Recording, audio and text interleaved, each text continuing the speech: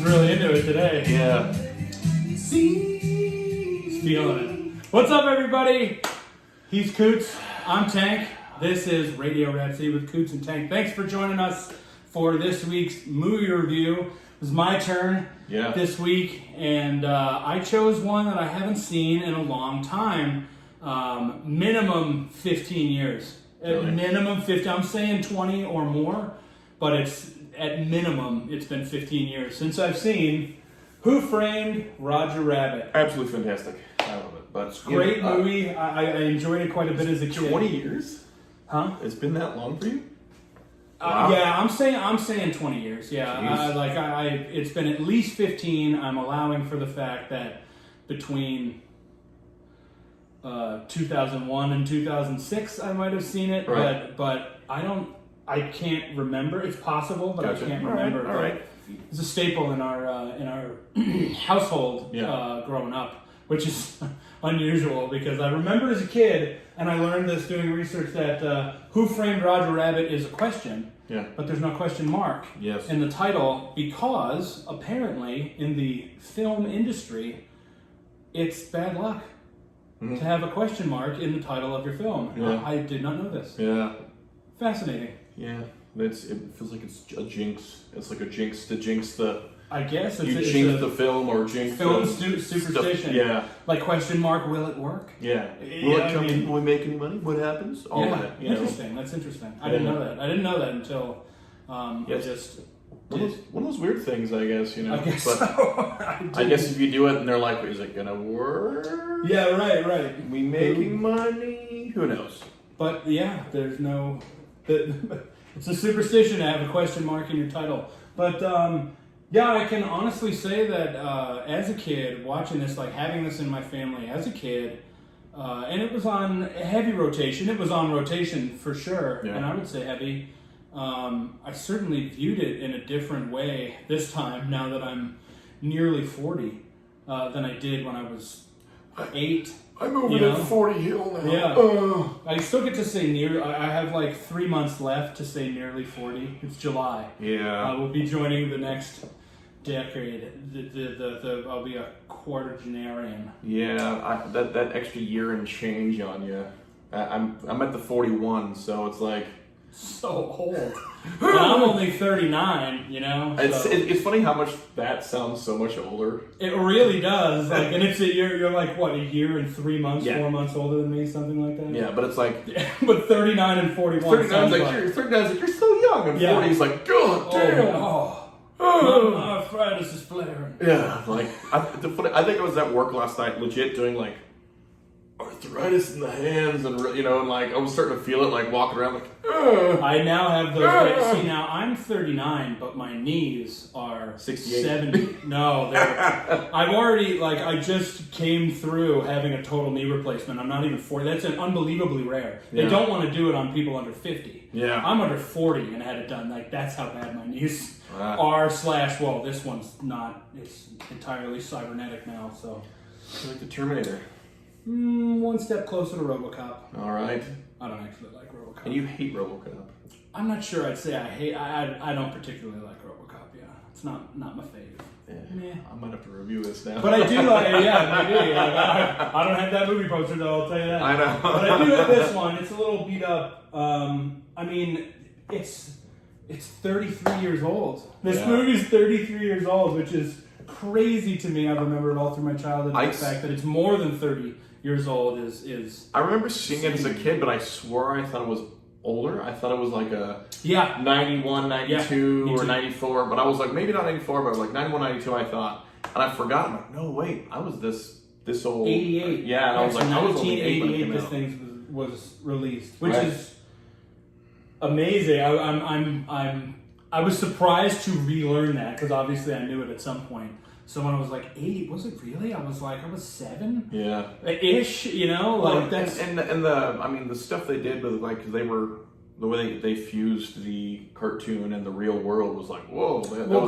That's exactly what I was going to say. When I realized that it was 88, I thought back and I was like, I got to give the people that acted in this movie a quick round of applause because there's really no record for them to be like, all right, how do you act with something that's not there? Right. And they were some of the first ones to have to do it. Now they like Jurassic Park is famous stories for that, like things that weren't there, like a stick with a tennis ball, and they had to act like that. And now with the MCU and the DCU, and like the suits, they use the balls, with the ping pong balls and suits for movement, and like it's commonplace now. Right. But they really didn't have.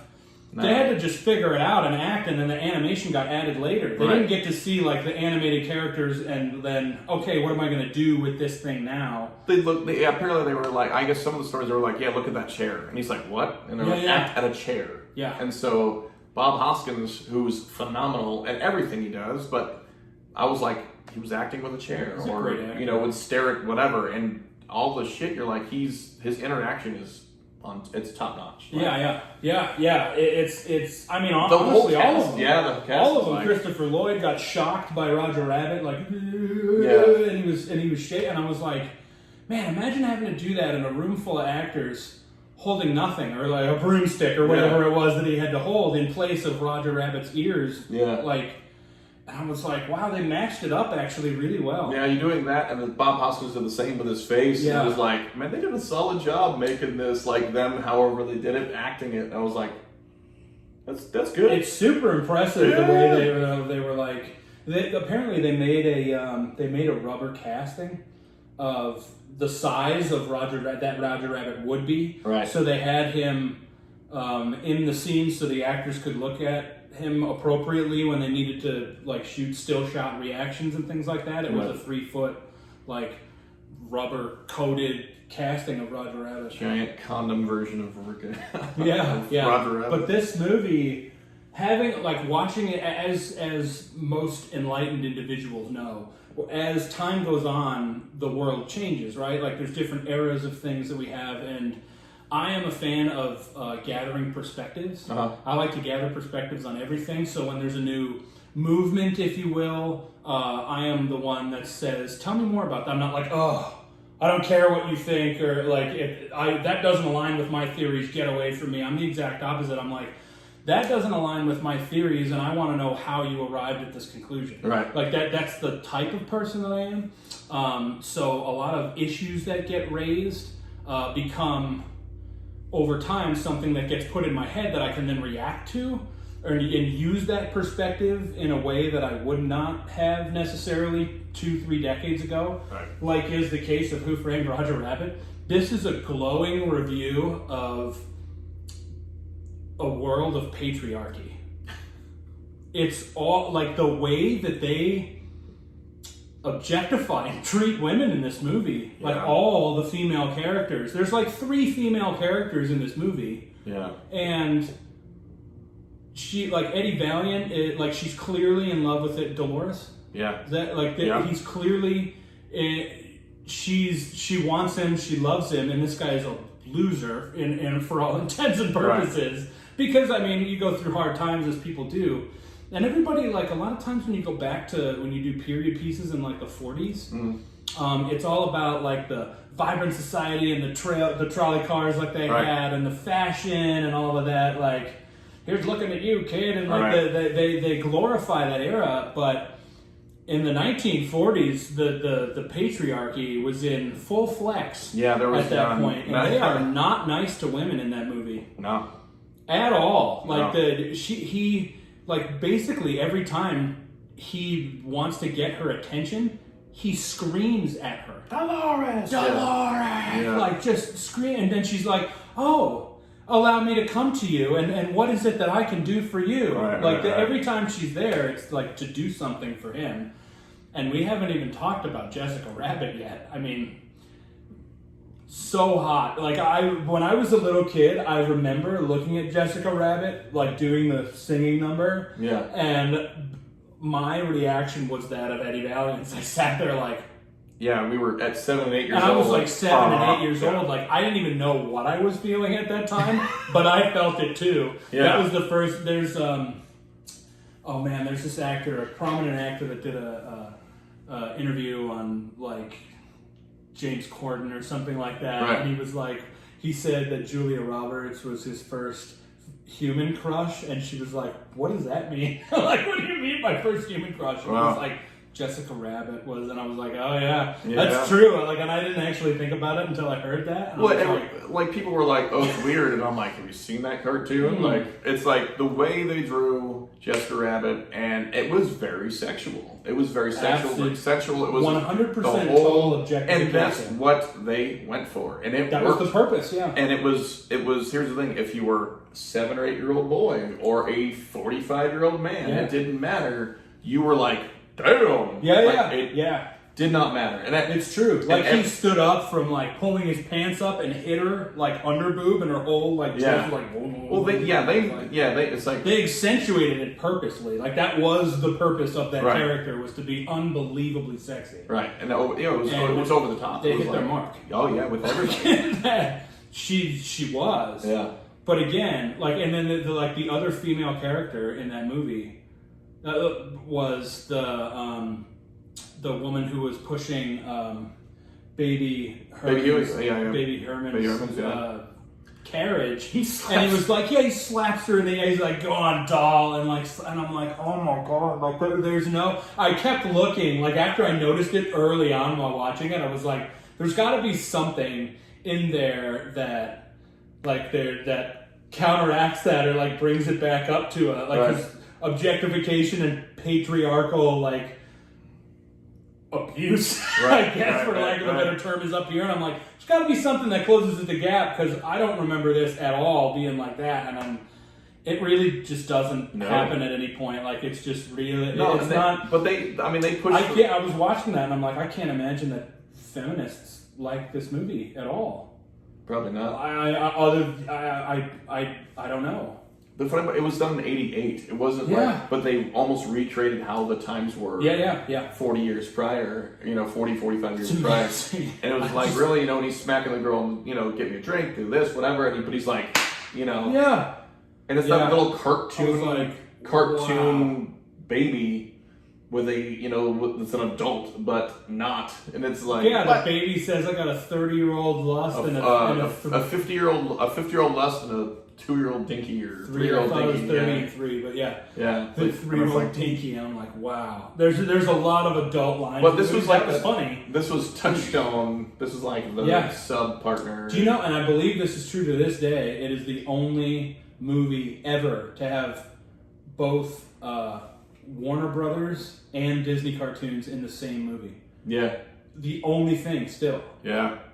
And it's they allowed all of them to do that. They had to have meetings and arbitrations for the Warner Brothers didn't want their cartoons used unless they had equal screen time, which is why a lot of the they did Donald Duck and Daffy Duck on the pianos, the dueling pianos thing, because they had to have both equal time, and Mickey parachuting, and then Bugs. Oh yeah, Bugs parachuting. Mickey and Bugs are parachuting because they needed both on the screen at the same time. That's funny. The cartoon interaction with each other is actually interesting. Watching them actually come together was pretty solid, And the way it was edited and put together, they really did a pretty good job.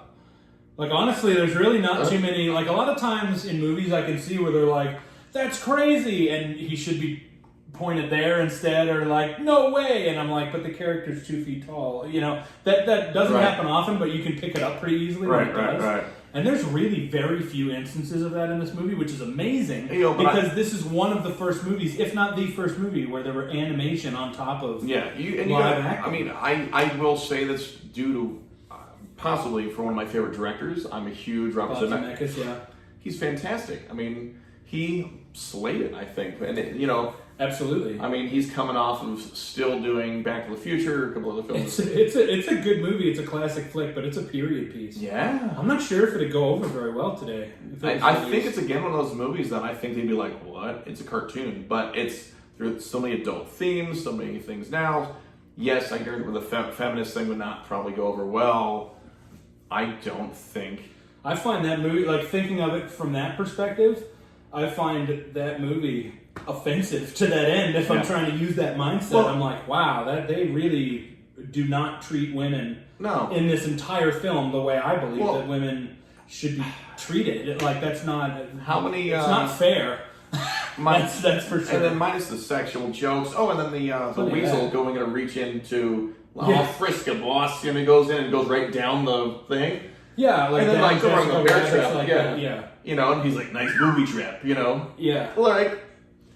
Thanks. You know, it's like other than like him just frisking, like I want to be the one to frisk her and reaching his entire down straight down to the front of her dress, and then coming out like bear trap, booby trap, like that's a thing that I was like increasingly, I was like wow, and then I was like and then they try to close it with like a Mel Brooks type of slapstick, like booby trap, knee slapper, like I get it, but it's offensive. I think when I watched it as a kid, I think as a kid I was just like like it was funny.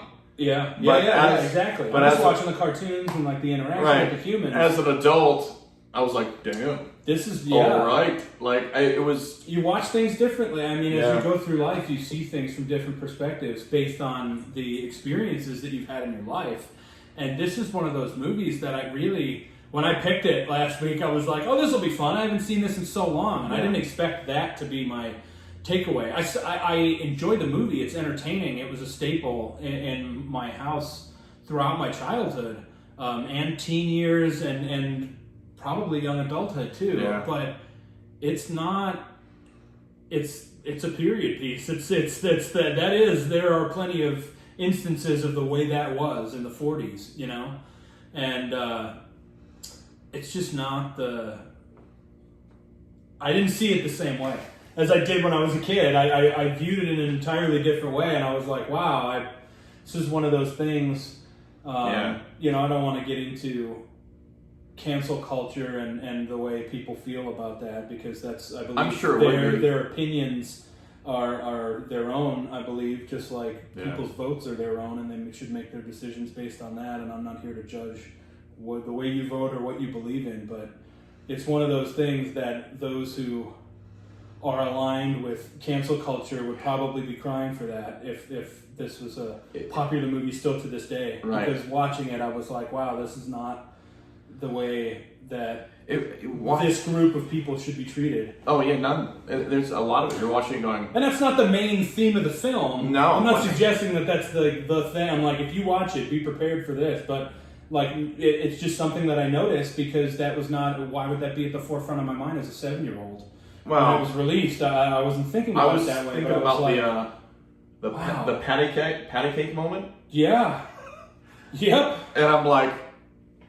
And then I got it from a Toon perspective, like why that would be cheating for a Toon, because Toons are zany and ridiculous. Right, but it was just funny as hell. It was like he gets patty cake, like he's having an orgasm. Yep. And then all of a sudden, and like Bob Hoskins' character, and he looks at him and goes, like like he's in such confusion. What? Yeah. He was patty cake is what say like okay. You know, he was like patty cake, and he's like, yeah, believe me, kid, I took him. You know, it's just kind of funny. It's like Bob Hoskins, apparently one of the hairiest humans of all time. That scene where he had his shirt off, I was like, oh yeah, wow, that's cool that you can just have he's like a bear sweater. Yeah, he's that you can wear without wearing a top. Can you remove your sweater, please? No, that's me. I'm good. Yeah, you know.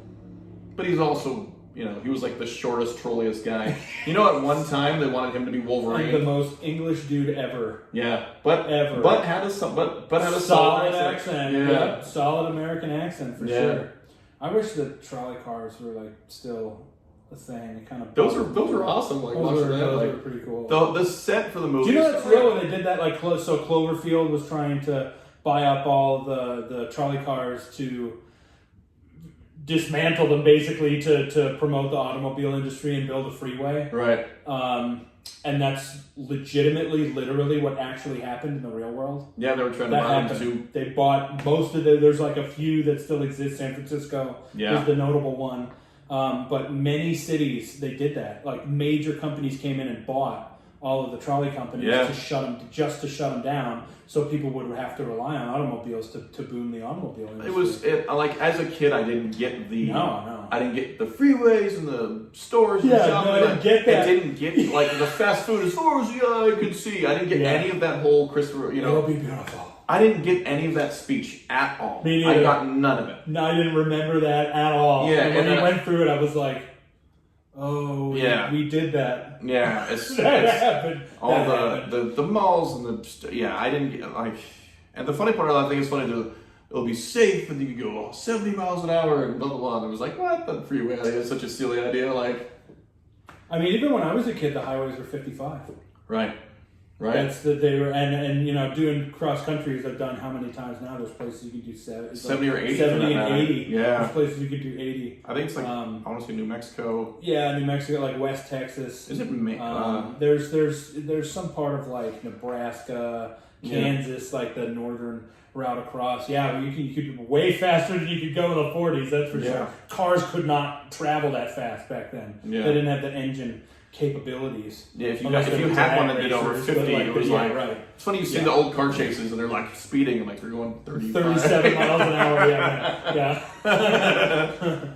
Not really. I mean, they were doing faster than that, but like seriously, it was like 50. Yeah, and that was pretty fast. Yeah, but yeah, it's an interesting look back because the time period it's in is the mid 40s, with surprisingly no mention of World War II. Yeah, pretty much they don't even really touch on it. It's strictly just the tunes. It's strictly just that.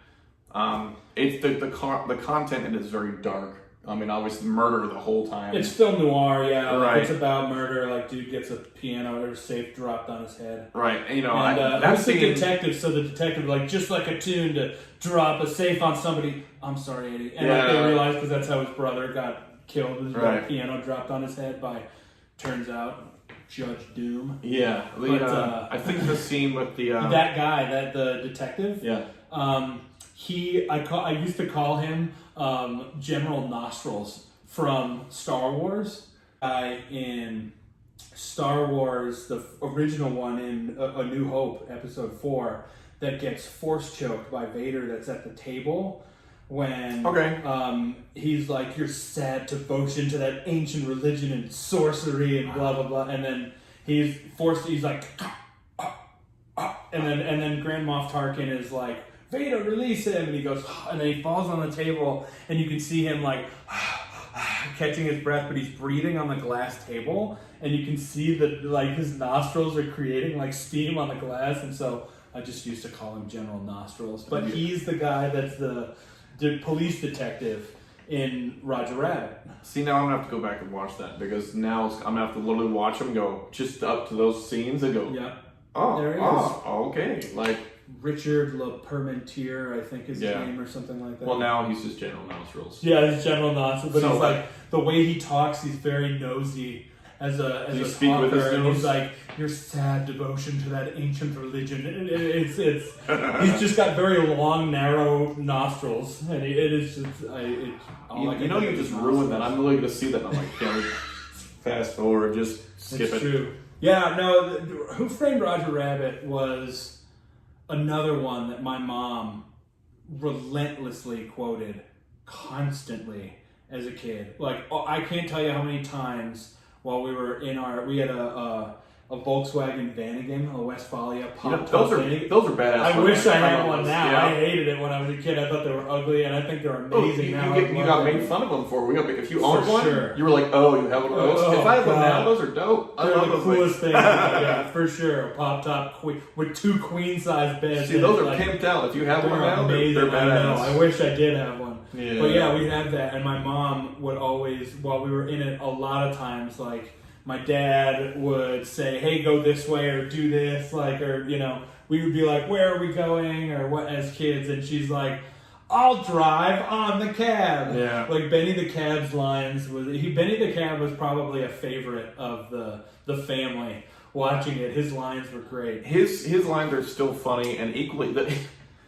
some of the lines, even he says to the ladies, too. How you doing, toots? Yeah, toots, like, yep. You know, hubba, yeah, you know? Right? Yeah. You know, he does have some of the best lines, and he's only in it a handful of times, but his lines throughout the movie, you know, are quite funny, you know, and Sister Mary Frances, what the hell happened It's here? another one my mom used to say so all the good. time, Sister Mary Frances, what the hell happened in here? Yeah. The other one, this will give you insight into my house, like the sense of humor of my mom that I grew up around. I still don't know where this came from because nobody remembers the second part, and I'm sure that's how it happened, but it was a really funny thing.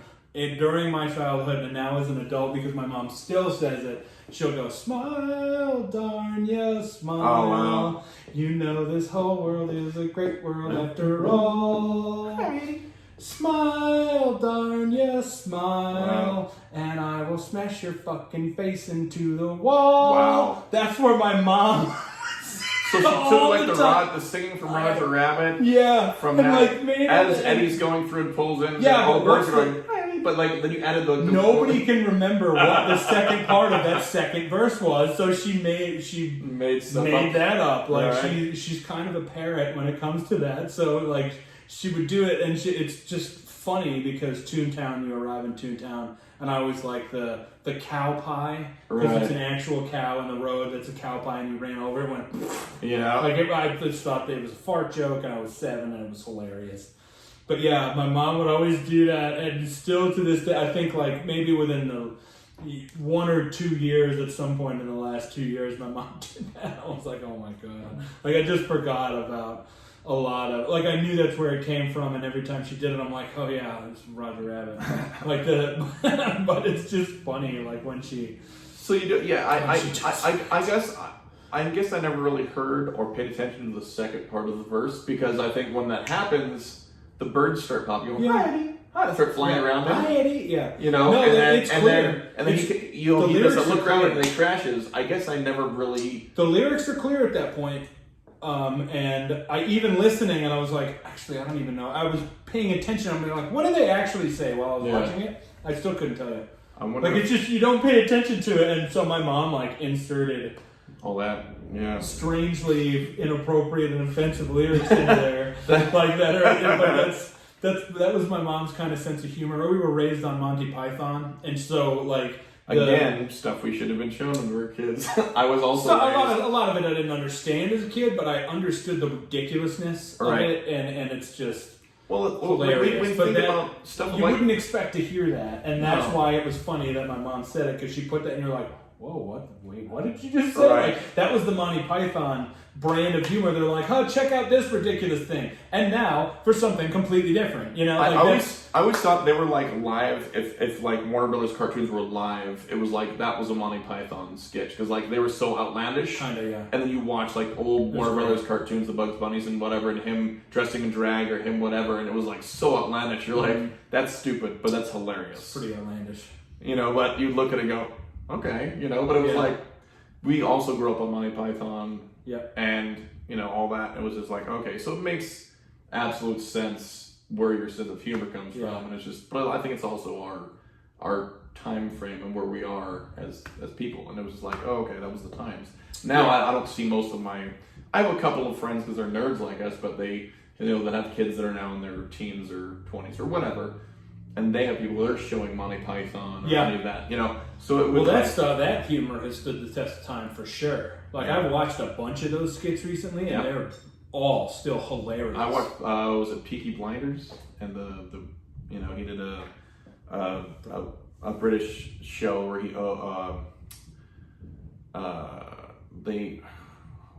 John Cleese owned like a hotel, like a little bread and breakfast. Oh God, wait. Was it Peaky Blinders? No, Peaky Blinders is the other one. Sorry, not Peaky Blinders. It was definitely not. But I'm like, I don't think there's anything about Monty Python and Peaky Blinders. Not Peaky Blinders. It was It's 100 years before. Shiza. I forget what the fuck it is. What's the? Oh man, I know the name of the show. I just saw it. Faulty Towers. Faulty Towers. Correct. Yes. Faulty Sorry. Towers. My bad. Totally different things. Yeah, it's a totally different show. Completely.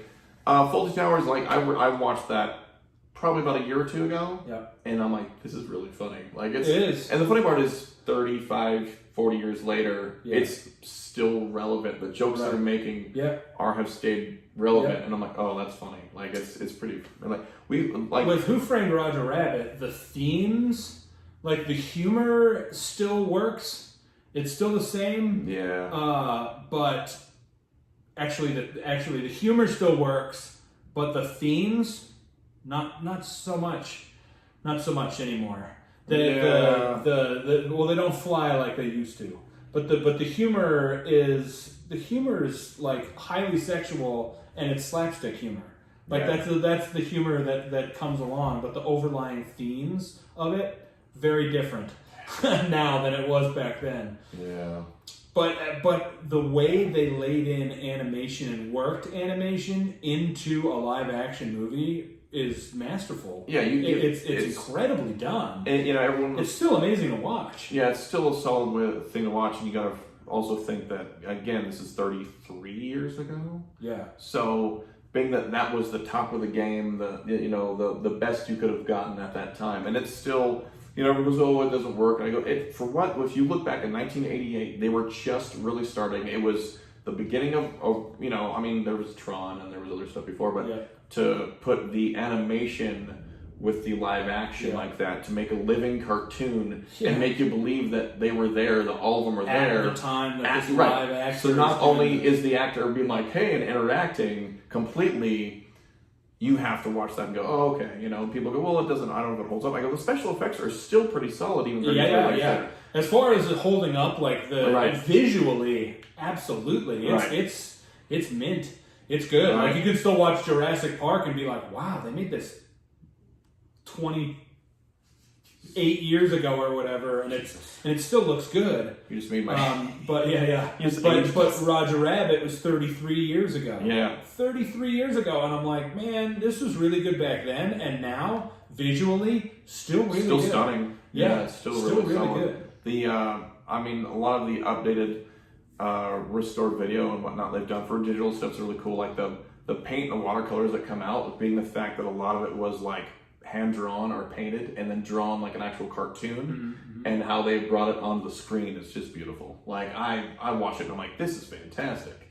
But as far as an animation film and a live action or an animation film in general, it's done very well. It's really well done. It's really well done. I mean, you have Robert Zemeckis. Well, I was just going to say, Bob Zemeckis he's one of the main reasons for that. Right. He's such a good movie maker. We did have, and then Spielberg and company produced. He does like him some tunnels, though. I'll say that. So did you know? So the tunnel in this movie, like you go through the tunnel to drive through to Toontown, right? Yeah. And the curtains raise on the other side of the tunnel. Same exact tunnel from Back to the Future Part 2, made by Bob Zemeckis. Yeah. Same tunnel. And I was watching it, so I'm watching the movie and I'm like, man, that looks just like the tunnel in Back to the Future. And then I was like, wait, Robert Zemeckis made both of those. Yeah. And I was like, I wonder if, and then I looked it up, it's the same tunnel. It's the exact same tunnel he uses for both movies. And I was like, oh, well then. Yeah. I guess he really is into this tunnel. I'm really curious. For this other movie, and it worked. Why not this one too? I'm gonna have to look up some of his later films and go, did you use the tunnel again? Like, how many times did he use this? How many times did he use the tunnel? Now that's. I want to look up. I don't know. Should we call this the Zemeckis tunnel? Yeah. The Bob tunnel. So there's further crossover with Who Framed Roger Rabbit and the Back to the Future. Is there really? Yes. So in Back to the Future Part 3, so for this movie, Robert Zemeckis had a go-kart made like a golf cart. Okay. Go-kart, golf cart that was Benny the Cab. Like Okay. he had it painted as Benny the Cab. Oh, that's awesome. And so in Back to the Future Part 3, remember when Marty got lassoed and he's being dragged behind the horse when he first showed up in the alley in the Western? Yeah. He was being dragged on film by Benny the Go-Kart. Really? Yeah. So instead of Robert Zemeckis' go-kart was the thing that was actually dragging. So it wasn't the guy on the horse. It was not an actual. It's a really bad idea film-wise. Like I understand why they didn't use an actual live animal to be dragging someone. It was very dangerous. Right. And these actors, not so much. So yeah, he was being pulled as he was being filmed. He was being pulled by Benny the Go-Kart. See that's in Back to the Future Part 3. Isn't that funny? That's pretty cool though. But now, how did you feel? Again, another crossover. Christopher Lloyd. Yeah. All three of the original Back to the Future trilogy, and obviously he was Judge Doom in Frank Roger Rabbit, who my brother actually met Christopher Lloyd. Yeah, I've heard nothing but he was a very nice person. That's what my brother said. He was really nice, and it was cool that he got to say, "Hey, I'm a big fan of your work, and Back to the Future is my favorite." And he's like, "Thank you so much for your support." And he was good about it. He's a theater guy. He's an old school theater guy, and my brother's heavily involved in the theater for many years in Vermont, and there's a theater company there that draws and attracts big stars. That he's met a few. The most interesting man in the world also came in there. The guy who did all those commercials. Yeah, he came to that theater and I got to meet him too. And yeah, so that was cool. I'm like, dude, you met Christopher Lloyd? Man, that's awesome. That's pretty cool. And he was like, yeah, that was a special day. And I'm like, that is a special day for you. That's really cool. See, that's not even the coolest thing. He said he was really nice. I met Coolio last night at my job. Got to meet Coolio. Okay. He's like this tall. He's short. I heard he's short. I had to be the guy to tell him to get out. Oh, really? Wow. We were closing, and I had to be like, and he had two really tall models or whatever with him. Sure. And he's like, and I had to be like, bro, you gotta go. And it was like, really? I'm like, yeah. And he goes, but I'm like, I know you are Coolio, but you gotta go. Yeah. Everybody gotta go. That's some of the bad parts about working security. It's not all fun. Sometimes you have to be like, oh, I have to tell him to stop doing that. And all I got. Yeah, that part sucks. The GM looked at me and goes, your turn. And I'm like, oh man, yeah. And he was nice. He was super cool. That's good that he was cool about it. Some people are not happy about that. But yeah, my brother said that Christopher Lloyd was really cool, and when he got to meet him, I thought he was a really good villain. Yeah, he was a pretty bad guy. Yeah, and he was actually really creepy. Like when they burned it, like the squeaky adorable shoe, but it just like sizzling all the way down. You're like, oh no, this is really happening. Like nobody's gonna save that adorable. Yep, no, he's dead. Yeah, well, I mean, the moment where he like even uses the guys, like the guy that has, when he goes up to the bar, the guy has no arm, so he uses his sleeve. Yeah, to wipe the thing, and then he does the shock, and he does it like on purposely, screechy. He was a good villain. Yeah. The squeaky chalk, the chalkboard, like fingernails on a chalkboard, the squeaking chalk doesn't do it to me at all. Really? Doesn't bother me one bit. Is that from being a professor or just in general? No, I never, as a professor, it was all dry erase boards. And nobody uses chalkboards anymore. Isn't that amazing? Like, that's my entire childhood, it was chalkboards. Yeah. Now it's all dry erase boards. But, no, it doesn't, it's just, I totally understand and realize why that gives people the chills and gives them goosebumps, but it doesn't do it to me. There's only one thing. Enjoy the noise? I wouldn't say I enjoy it. I'm not like, I can't wait until somebody screeches chalk on a chalkboard again. I'm not like, oh, stop it. He does that, and I'm like, cool. I remain totally unaffected by it. There's only one of those noises that makes me do that ever, and it's a very random one. It's when people scrape silverware on their teeth. Like when if you're eating something, you bite and it goes shing, like on the way out, like you pull the spoon or the fork out and it like catches your tooth and it's like shing, like it makes that. I'm not even sure. And I'm like, ooh, yeah, like that's the only one that does it to me. Yeah. And I have a tongue ring. Isn't that weird? I put metal in my mouth and metal touching my teeth. I don't care. Like some people are really weird about tinfoil. Like you put tinfoil in the mouth and chew on it, and people are like, no, and they freak out. And I'm like, I don't care. Like, I just care about that. It's just the sound of silverware scraping on somebody's teeth, like that's what gets me. That's what makes me instantaneously, like all the hair on the back of my neck, if I didn't shave it off, would stand up you know, that's the one. But that's the only thing. That's the only thing. But I understand why people have the fingernails on the chalkboard thing. Yeah, but he was just a good bad guy in general. It's funny how people. He has Robert Zemeckis in his office. Apparently, still has the flattened Judge Doom. I did see that. Yeah, he's. And I actually thought of it. It was. I saw that yesterday, and I was like, "That's funny. We're really talking about this." But it was watching that and seeing that, and it's a weird looking, flattened crystal. Like it's creepy looking, but it's sure. Yeah. But the fact that when they did that. I think watching that moment in the film too, when he does get flattened and him standing up going, surprised? Yeah. Like, it's like, not just anything! Yeah. You know, like, it was like, and like, even have that goofy moment, it still sounded creepy. Yeah. The way he popped up. It's goofy, and then, like, it's ridiculous enough that as a kid, I was like, ha ha ha ha, because it's Toonie and he like got rolled over by a steamroller and everybody's like, oh my god. Yeah. And then he was like, and like popped himself up and the eyes popped out and it's creepy, but it's zany enough that kids will still be like, ha ha ha ha. Right. You know, but as an adult, I was much more creeped out by it as an adult than I ever was as a kid. Watching it again, I was like, whoa. Yeah. Like he's pretty freaking evil. Yeah. Like, he really is. Like, it's not a good dude in any way in this movie. I think I wish I could do the high-pitched voice that he does when he, like... I wish I could do it when he yells. I would try to do it, but somebody else in my family could do it. I think it was my youngest brother. Talk like that. Yeah, that thing he does. It's like, like, remember me, Eddie? And when he does that, after he turns around, and then the knives, the daggers, they pop up. I'm like, that is jacked up. Like when I remember watching the kid going, oh shit, like, and I watched it as an adult going, this is creepy. Like this was sold as a kid film, right? Yeah, it was animation. I was allowed to see it was animation. Yep. And watching all the jokes, all this and that, and this villain was not. He's creepy throughout the movie. Oh yeah. And then you get to this moment, you're like, dude, that was solidly creepy. Showed my youngest Stevie, and she was like, that was cool, but that dude was weird, and that dude was creepy, and it was like, but. I didn't respond that way at all. I didn't think it was weird or creepy or inappropriate when I watched it as an 8-year-old, and I think it was one of those that, you know, our parents were like, okay, there's animation in it, there's cartoons, like we'll watch it. It's got adult themes, so a lot of it. 95% of the adult stuff I think went over our heads, so they were right about that. And the cartoons were funny as a kid, like so I enjoyed it. But I think it was one of those movies that at the end of it, the parents would be like, shouldn't have shown you that. Well, you've seen it. I mean, you've seen it now, so I guess we'll just continue to...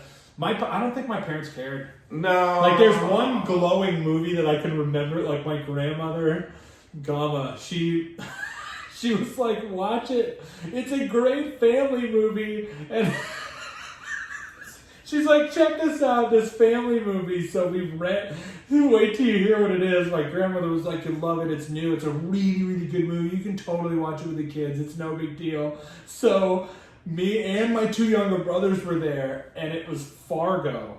That's what my grandmother told my mind. No, definitely. Zero. That's not a 0% is family movie. So we're watching it. We're watching this movie, and I'm like, I don't know, 11 or 12 or something like that, and my brothers are like 3 and 4. Yeah. Or 4 and 5 or something like that, really film. young.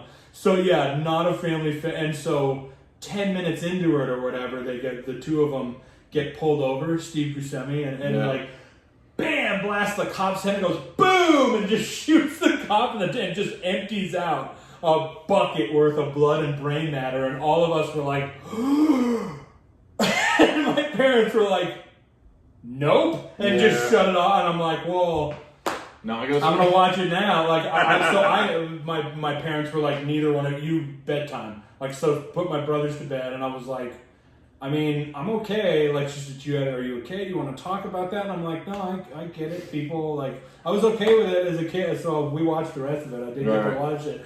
But my mom was like, "This is not a family film. Like, why would you say this is a?" It was hilarious. I would have loved to hear the conversation that resulted from that. Like my mom being like, "So remember when you told us that Fargo was a family film? Yeah. Did you forget about this?" And he's stuffed into a wood chipper and like all of this stuff. Yeah, we were told about Caddyshack to watch that as a family film.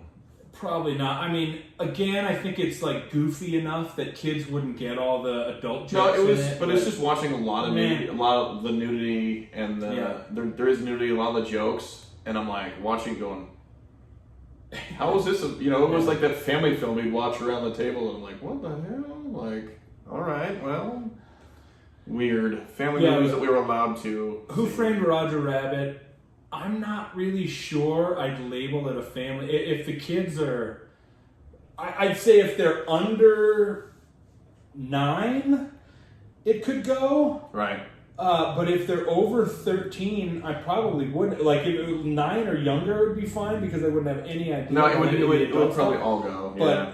10, 11, 12, 13-year-olds, I don't think that'd fly. Like, they'd be like, this is the way women should be treated. This is the way, like, Yeah. I don't think that would. I'm not sure I'd label it a kids movie. And I think the stuff that was the stuff with the how the men treated the women in the movie, it didn't register that wasn't. It didn't even register in 1988. No. But I never considered it until watching it this time, really, and I was like, "Oh my god!" Like, there's the only other woman that's in that movie that we didn't mention is Lena. Yeah.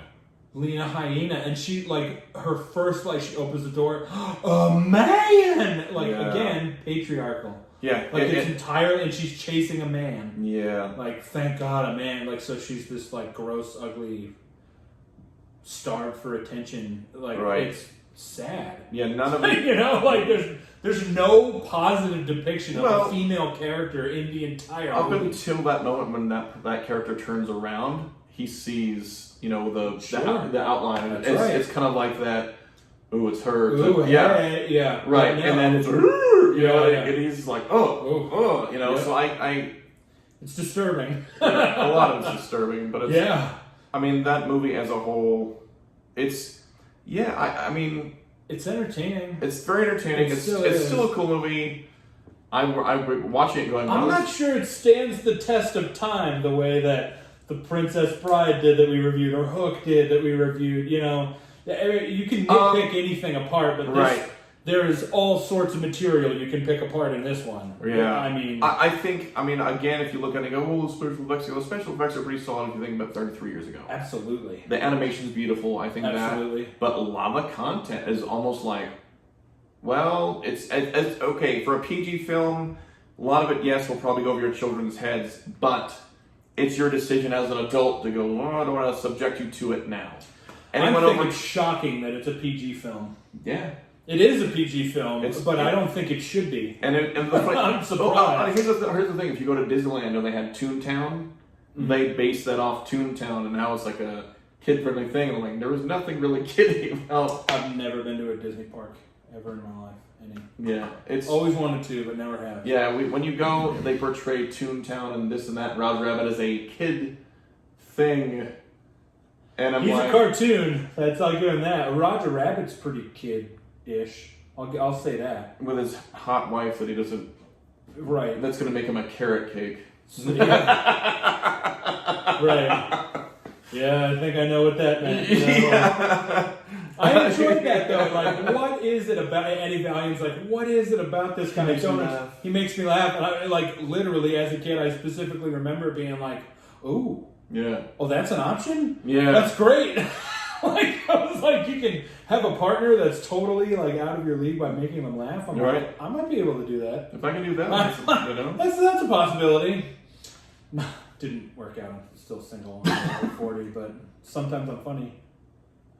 You're quite funny. 10 kids are funny, but I'm not cuddling up with them later, so Nope.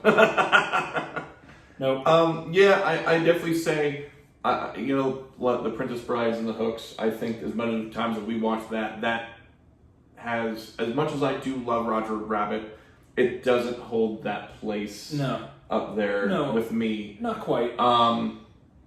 The production itself has stood the test of time. The animation over the live acting is phenomenal. It still looks really good. The way the live actors and humans were able to react to especially things that weren't there is phenomenal. But I gotta tell you, I was not expecting to come out of watching this to do this movie review thinking, wow, like the main takeaway I took from it now that I watched was they are really over the line, like cruel to women. Yeah. Like every female in the entire story is marginalized, objectified, and in some way looked down upon. Yeah.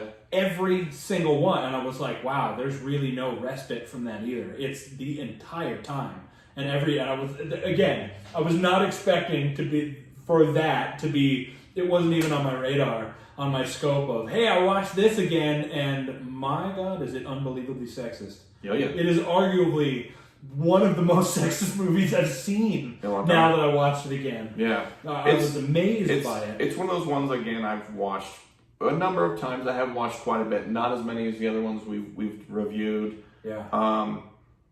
It is something I still enjoy it for the animation. The actors are great. Bob Hoskins again is phenomenal. Chris Lloyd is phenomenal. The cast itself. Joanna Cassidy was great as Dolores. The costuming was fantastic. Right. Everything,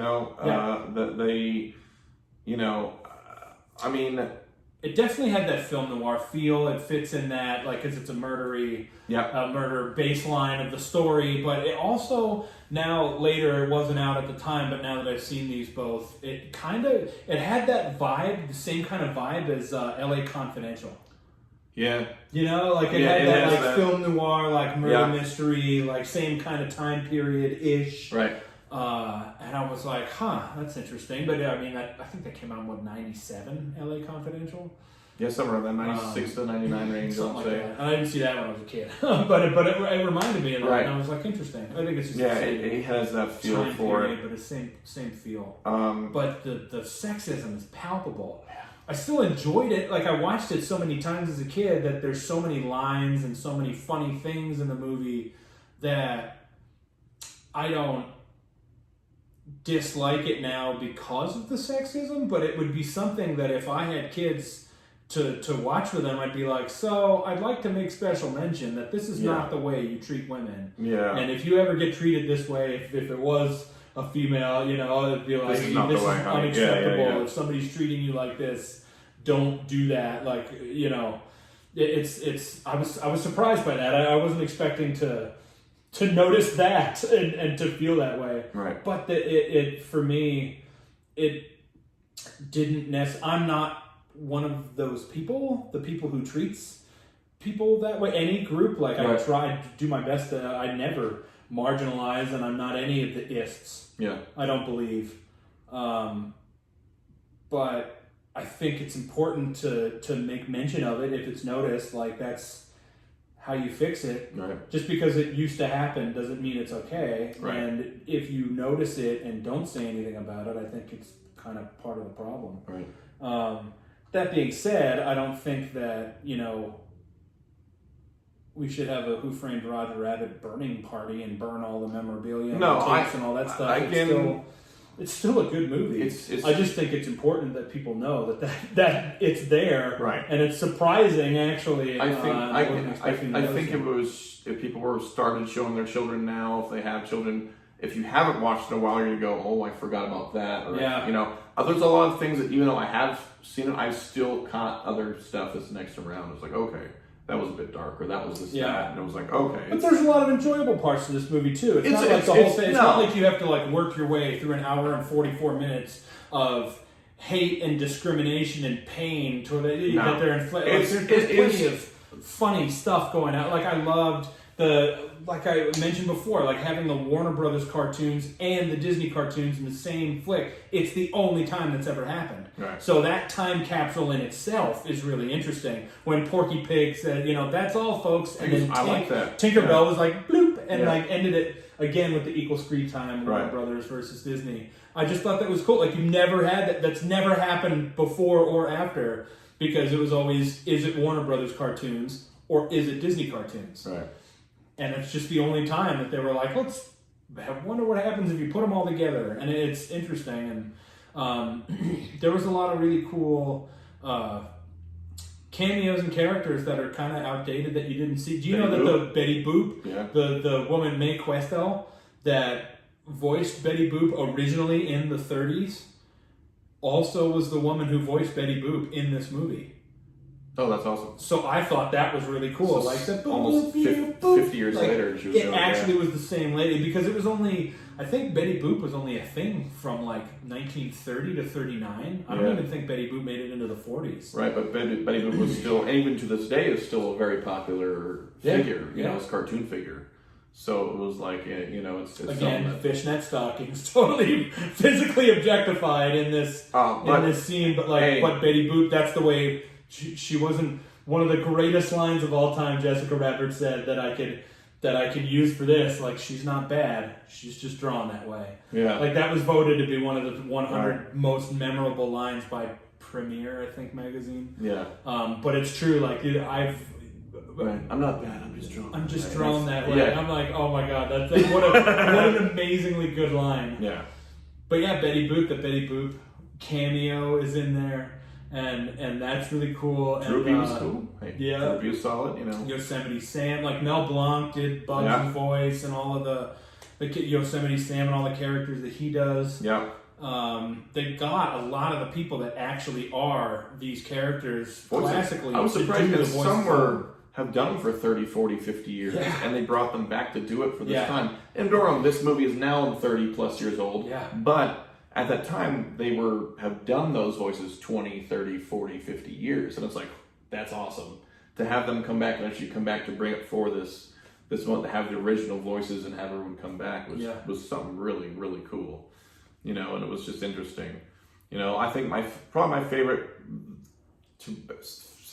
like on screen is, I think, when Eddie starts falling out the door after seeing the crazy chick of running out the bathroom door and falling. Oh, and the bathroom is just right. And Bugs and Mickey show up with their, you know, and he goes, oh, give me a spare. Give me a spare. Give me a spare. He goes, I don't have one. You don't want it. You know? I don't think you want it. You know, I do. Oh, here's one. You know, it's like waving it, and like Bugs does it and hands it to him and goes, huh, I can get killed. You know, or whatever. Like, and then Bugs is like, you know, ain't I a stinker? Does this whole thing. Yeah, right. That's one of my favorite moments when you see them together. Like, it's so cool to see Tweety there actually pull his hands off. Went out of pities. Yeah. It was great. All the little cameos from all the characters you see throughout the whole thing. You see Goofy at the end. You see it's, you know, you see all the characters. Am I the only one who didn't, I guess, assume that when I was a kid, that didn't assume Goofy was a dog? Or did you think he was a dog? I just knew he was some guy with floppy ears. I definitely knew he was a dog. I didn't know he was a dog, but just the whole time. I found it weird. I figured out, I would say I was like 10 or 11 years old when I started asking my mom, I was like, so Goofy's a dog, but he has a dog? Pluto dog. As a pet? Like, he has, Pluto's also a dog, so. And one talks and one doesn't? Yeah, what's up with that? Like, I noticed that at a young age, and I think, I mean, I don't remember the specific conversation, but it was one of those where somebody at the table, like at the dinner, some adult at the dinner table was like, huh. You know, no, Judy, that's 100% accurate. Goofy's a dog, Pluto's a dog. Yeah. I don't. See, I didn't notice when I was 8 or, you know, I think I noticed it more as a teenager. I'm like, huh. Yeah. I guess it's a dog. Like, I guess I never thought about it because he was just some floppy guy with a big head. Yeah. You know, a big face. It didn't bug me, and then he had a dog. No, it didn't bother me. I was just like, that's I never thought about it. They're both dogs, but one talks and one doesn't. I also can say that it's interesting that the movie that they were showing, the Goofy movie that they were in the theater watching, wasn't released till 1949, which I believe was either 2 or 4 years after this movie took place. Awesome. So they actually were showing a movie that hadn't been created yet in the time that they were trying to show it. So that's an interesting little, I don't know if is it a Goofy goof? It's a goof. But it's a goof. Maybe they just liked that particular part of that one is cartoon. Really fun. I mean, if you ever watched that strip, that cartoon is really fun. Yeah, I love watching those. Did you know that David Lander? Do you know who David Lander is? He was from Laverne and Shirley. Yeah. Okay. Yeah, so he was the voice of Lenny Smart. Squiggy. Yep. He was the voice of Smartass. Is the head weasel? His name's Smartass. Yeah. He's that. Yeah. So that's him. Yep. And but everyone's like, really? I go, yeah. His name is actually Smartass in the movie. Yep. But that's his character, and he was one of the things. And I looked it up. I go, wait, what? That was actually him? Like I can hear it from Lenny and Squiggy when he says, "I'm in a random." That's the line that I'm like, ooh. Yeah, I think as a kid, the funny part is I watched Laverne and Shirley when I was young and didn't really click, and I watched it as I got older. Yeah. And then when I watched that as later 20s or 30s, remembered it. I'm like, why does that voice sound familiar? Yeah. Blah blah blah. Why does that? Why do I? I love the weasels. I love the weasels. Yeah. And you know, I'm sorry to say, like I specifically when I sat down to watch it, I was like. I specifically remember that my favorite weasel is the one with the green suit. Yeah. Like he's either Spanish or Italian or something like that, but he's got an accent. I'm like, my favorite's the one with the green suit, and he's the one that's like down his shirt, and I'm like, ooh. Wait, that's not why, right? Like I didn't remember that part, so I'm like, I'm pretty sure that's not why. But I like the weasel. You know, there was supposed to be originally 7 of them. There were supposed to be 7 weasels to give a nod to the 7 dwarves. Oh wow! I didn't know. There only ended up being 5. Yeah, I didn't know that. I like the weasel characters; they're pretty. Yeah, solid. they were funny characters. But that one made me. That one had it for me, and I was like, all right. I think as an adult, I had to go. Oh, where have I heard that? And I looked it up. I was like, oh, cool. That's why. Another one I didn't know that. I remembered it specifically, like everybody has that thing, like if you bring up a movie, there's like one line or one scene or one thing that like pops into their head, right? And for me, every time you bring up Who Framed Roger Rabbit, all I can think of is when he pulls out the singing sword and it's like, wicked witchcraft. And although I know it's strictly taboo, and like at the time, I really wasn't well versed in Frank Sinatra. I hadn't sung any Frank Sinatra. I had heard it for sure. It was the 80s, so there's no way I didn't. He was still producing music in the 80s, which is amazing. You know, he's the only guy to have a #1 hit in 7 decades? No. In 7 decades. Like, New York was the last one, and that came out in 1991. And his first one, I don't remember what the... That was 91? 1991 was New York, New York. Jesus. And the first one was in, like, 1927. So it was 7 decades that he had a #1 hit. That's unbelievable. Insane. But now, I'm a huge Frank Sinatra fan. I sing Frank Sinatra. I'm a singer. I'm a trained singer, so I sing Frank very well because I felt like I needed to, because my name's Frank. Maybe, I don't know. Frank Sinatra. Yeah, right. But and then obviously, just watching it now, like they pull it out, and I'm like, oh, well, that's obvious. He's got the little curly Q down in the front. That's like a nod to early Frank Sinatra. The sword looks like Sinatra, and I enjoyed that. Yeah, I enjoyed that. It was funny. Did you know that the funny part is that so apparently it was. I guess it was Harry Connick Jr. that did it. Really? So that was the voice? Yeah, that was the voice of the sword. It was actually Harry Connick Jr. that actually did the voice of the sword. Uncredited. They uncredited. There's a lot of people that were involved in this movie that aren't credited. Yeah. Strangely. Like, the voice of Jessica Rabbit, who I've always felt like Kathleen Turner's voice was... I find Kathleen Turner incredibly sexy. Yeah. Just based on her voice alone. I think she's sexy anyway. She was very pretty, yeah. She's got a timeless female voice. Yeah. It's very deep, it's very low, which is unusual, but it's got like this, this velvety, sensual undertone, and she's the voice of Jessica Rabbit. But if you notice that she's like it's like 12 down, or if she's even uncredited, and like you look at the poster, she's not even on it. Like all the other names and the voices were mentioned except hers. So when you look at it, I go, it's weird. That doesn't make any sense to me. Okay. Like I love. You know what I love? One of the things I love about going back and doing this now is that. Now, how many times do you remember watching movies in the 80s or 90s and being like, is that the person, like, I know that voice, what is that voice from? Is that the person that was in this thing, or, whatever? And you were like, remember that, like, I used to say this all the time, like, you would do that and you're like, oh, who was the guy, oh my God, who was the guy in the thing? And you think about it for 5 minutes and you're like, well, guess we'll never know. Yeah. Like, how do you just, now we have Google. Like, you can know the answer to any question very quickly, and it's all on there. Who's the voice of? Yeah. Yeah. And now, what movie were they in? now going back and watching this movie, I'm like, oh, is this the guy? And now we have IMDb. Yeah. Which has the majority that most of it's done, right. Like especially for the older movies, like that have followings, like people fill in all the stuff, and there's a bunch of trivia, right. And there's like I love IMDb because I can be like, is that the person? And you can click on the person, like tap their photo, and you're like, they're known for this, this, and this. I'm like, what's the thing that that, and you can automatically. So there's not any of that. Man, I can't remember. I don't know. Oh well. Right. I used to do all the time. Yeah. Oh man, who was the person that acted in that thing? I can't remember. Oh well. Well, now you can just look it up that quick. You can look it up instantaneously. So I'm a Roger Rabbit guy. What do you? I like it still, but it's out of a 10. What would you give out of a 10? I'm saying, I tell you, based on viewing it now, the rating's gone down. Really? Yeah, so, it's too much.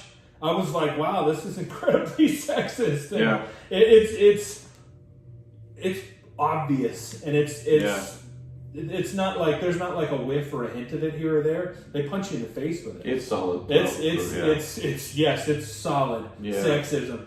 Yeah, it's surprising, really. Yeah.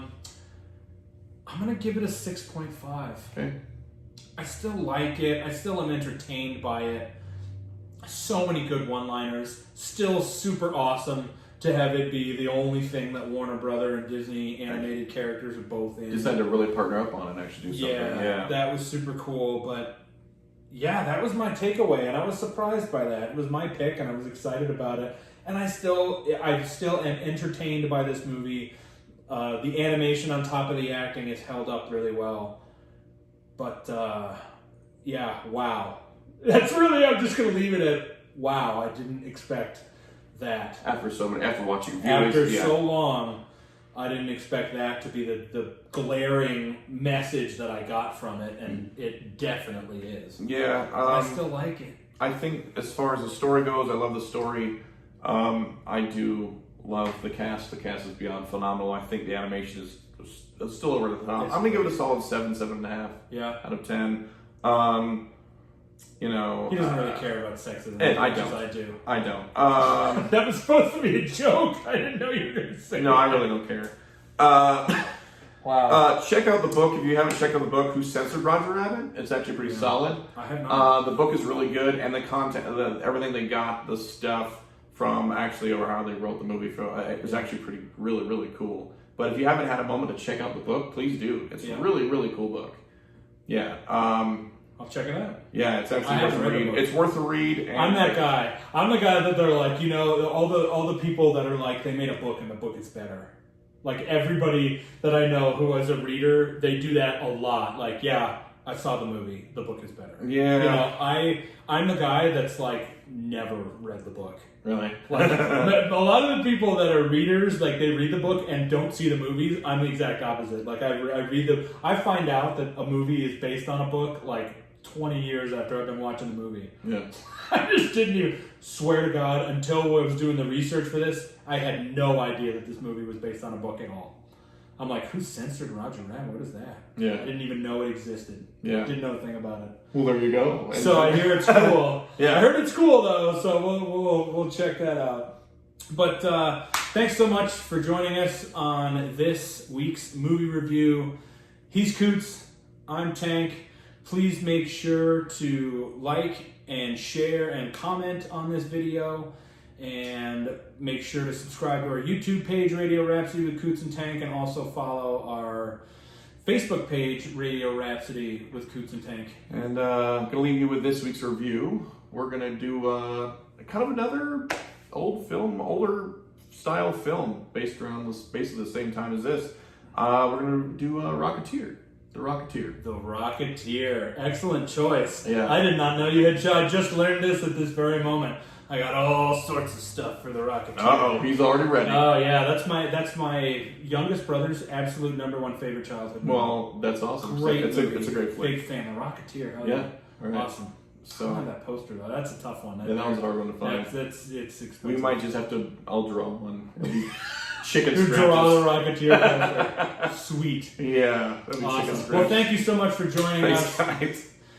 I'm Coots. I'm Tank, and we'll see you next time, kids.